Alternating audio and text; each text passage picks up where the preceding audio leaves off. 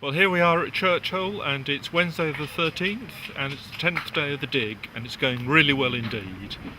We've just beginning now to get through the later deposits. There's still a few bronze objects and little bits of pot coming to light, but at the end of the trench now we're into clean rubble or scree, and it's very nice. It's producing a fauna with red deer, wildcat, pig. It looks for all the world now as if we're back into the Mesolithic, so we're into the hunter-gatherer stage of British prehistory.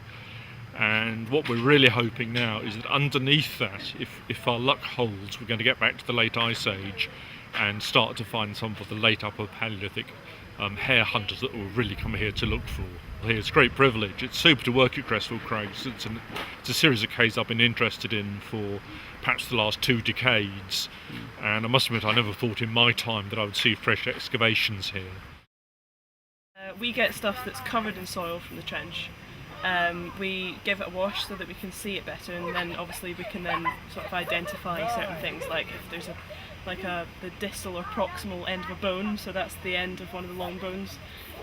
You can often tell what animal it's come from. Things like lithics, so flint shards and stuff like that, we have to clean that up to sort of preserve it, and then we have to bag it all up, and we have to make sure there's no air in the bags whatsoever, because there could be condensation in there.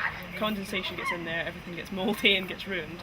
So yeah, we just make sure everything's fit to possibly go onto like a museum or a display of some kind. So that's the process. Right, well, we spoke to you about an hour ago, and since then we've found this. And it's an amazing little object. It's the thing we've really been hoping to find. And it's what's called a type fossil. There are some stone tools which are so distinctive and so specialised that when you find them you know exactly to what culture and age they belong, and this is one of them. And it's called a cheddar point after Cheddar in Somerset, and it's actually, despite its rather curious trapeze outline, it's actually probably an arrow or a dart tip.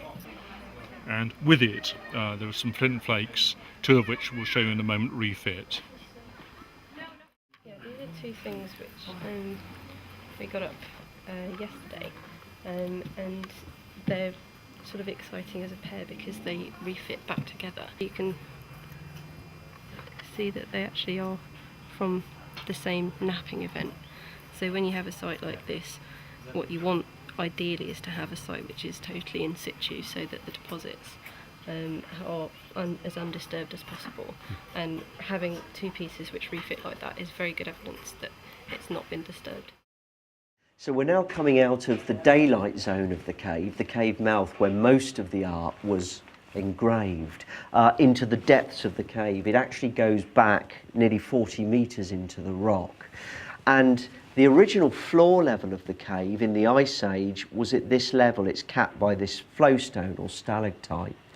So the reason I'm below this now is because the whole deposits of the cave stretching right back into it were excavated very quickly in the 1870s. And it's this area that yielded the archaeology that Neanderthals and the cave artists left. So it's important to remember, at the time the art was engraved in Churchill, this was a narrow crawl space, at most 1.5 metres in height, right up here. So it was a difficult area to get into. It wasn't lit. Taking a torch with you or lighting a small hearth here would really create a lot of smoke. It's not an area that one could inhabit. And you see the ceiling also is relatively high here. It's a nice small little chamber with these interesting chimneys, these erosional features. So perhaps of some significance that our one piece of art that isn't in the daylight zone is actually engraved at this very end of the caves. And we can either interpret these as a group of long-necked birds, partial long-necked birds, or as a group of highly stylised naked human females, a very common artistic theme across Europe, or Western Europe, at this time in the Ice Age. And you can see that this particular image is overlain by a very thin stalactite. And this is the area where my colleague Alistair Pike removed that stalactite and was able to date it to about 13,000 years ago. So the stalactite formed about 13,000 years ago, demonstrating that these engravings, obviously underlying the stalactite, must be older. Intrigued to see is whether it just goes on that extra 6 inches.